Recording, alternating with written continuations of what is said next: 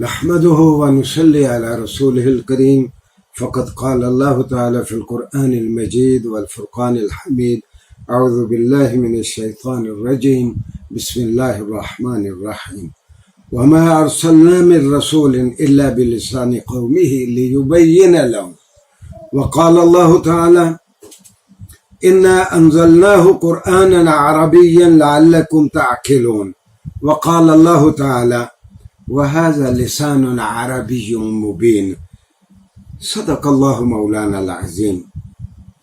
ناظرین گرامی، میں نے قرآن کریم کی 3 مختلف آیات آپ کے سامنے پیش کرنے کی سعادت حاصل کی ہے۔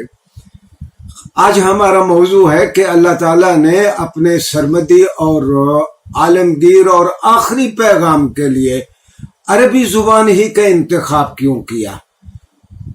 قرآن کریم عربی ہی میں کیوں اتارا گیا؟ دنیا ماہرین کہتے ہیں دنیا میں 6500 زبانیں ہیں جو مختلف معاشروں کے لوگ آپس میں رابطے کے لیے استعمال کرتے ہیں۔ ہاں، بہت سارے ماہرین کی رائے یہ بھی ہے کہ ان میں سے 4000 زبانیں تقریباً مر رہی ہیں، 2500 کے قریب زبانیں ہیں جو اس وقت کرنسی میں ہیں، لوگ استعمال کرتے ہیں۔ عربی زبان سب سے قدیم زبان ہے، اس وقت موجود زبانوں میں سب سے قدیم زبان عربی زبان ہے۔ عربی زبان ہی میں قرآن کو کیوں اتارا گیا؟ اس سلسلے میں جو میں نے قرآن کریم کی ایک آیت پہلے پیش کی، اس کا ترجمہ ہے کہ اللہ تعالیٰ نے فرمایا ہم جس قوم کی جانب رسول بھیجتے ہیں، ہم اس رسول کو اس قوم کی زبان میں وحی کرتے ہیں تاکہ وہ لوگوں کو اللہ کا پیغام کھول کھول کر بیان کر دے۔ میں اس کی 1-2 مثالیں عرض کرتا ہوں کہ مثال کے طور پر قرآن کریم نے کہا کہ وَإِذْ قَالَ مُوسَىٰ لِقَوْمِهِ، جب موسیٰ نے اپنی قوم سے کہا، یعنی گویا سیدنا موسیٰ علیہ السلام نے اپنی قوم سے وہ اپنی زبان میں ہم کلام ہوئے، اور یا قرآن کریم نے کہا وَلَقَدْ أَرْسَلْنَا نُوحًا إِلَىٰ قَوْمِهِ، ہم نے سیدنا نوح کو ان کی قوم کی جانب بھیجا۔ پہلے جتنے انبیاء آتے تھے وہ ایک ایک نبی ایک ایک اس کی قوم کی جانب آتا تھا، لیکن رسول اللہ صلی اللہ علیہ وسلم کے بارے میں قرآن نے کہا وَمَا أَرْسَلْنَاكَ إِلَّا كَافَّةً لِلنَّاسِ بَشِيرًا وَنَذِيرًا، اے محمد صلی اللہ علیہ وآلہ وسلم، ہم نے آپ کو پوری انسانیت، پوری بشریت کے لیے آپ کو نذیر اور بشیر بنا کے بھیجا ہے۔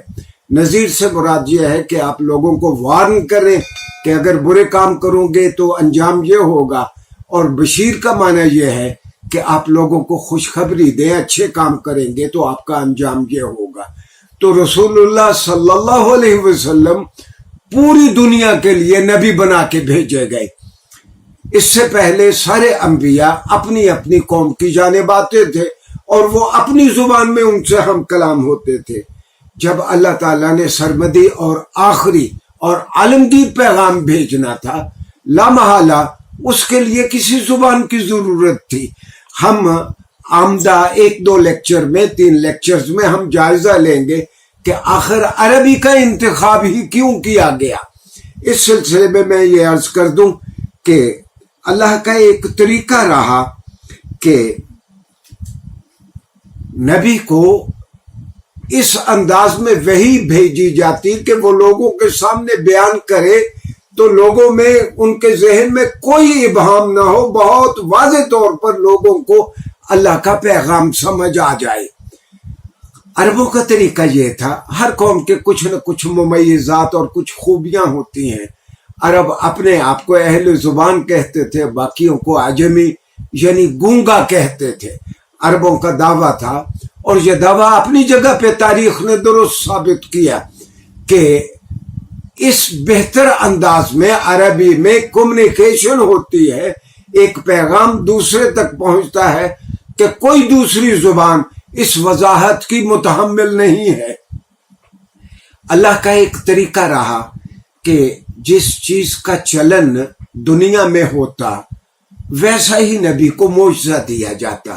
مثال کے طور پر سیدنا موسیٰ علیہ السلام کے زمانے میں نبیوں ہر گھر میں جادوگر تھا، ہر گلی میں جادوگر تھا، اور لوگ چھوٹی چھوٹی رسیاں پھینکتے وہ سانپ بن کے چلنا شروع کر دیتی۔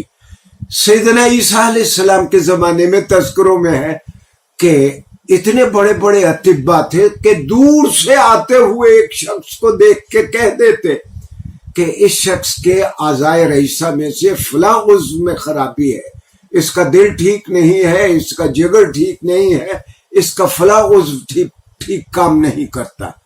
تو حضرت موسیٰ کو ایسا معجزہ دیا گیا کہ آپ اپنا عصا پھینکتے وہ دیگر سارے سانپوں کو ہڑپ کر جاتا۔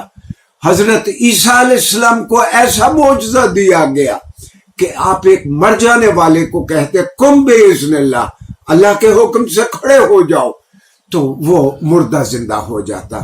رسول اللہ صلی اللہ علیہ وسلم کو جو معجزہ دیا گیا وہ قرآن کی صورت میں معجزہ دیا گیا کہ قرآن کی ایک آیت آپ لوگوں کے سامنے پڑھتے، لوگ مبہوت ہو جاتے اور ان کو سمجھ آ جاتی کہ یہ کسی انسان کا کلام نہیں ہے۔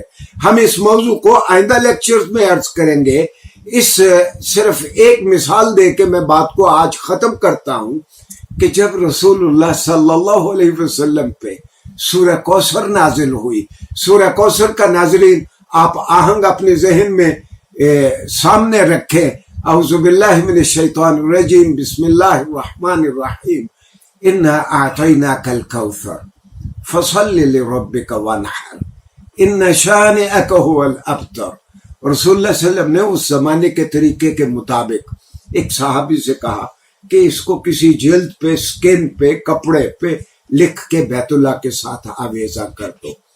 جب وہ سورہ کوثر بیت اللہ کے پردوں کے ساتھ آویزہ کی گئی تو ایک بہت بڑا شاعر، عربوں کا بہت بڑا شاعر، اس نے یہ 3 لائنیں پڑھی اور چوتھی لائن کا از خود اضافہ کر دیا، ھذا لیس بکلام البشر، یہ کسی انسان کا کلام نہیں ہے۔ عرب چھپ چھپ کے رسول اللہ، آپ کے دشمن، قرآن کے دشمن چھپ چھپ کے قرآن کو سنا کرتے تھے۔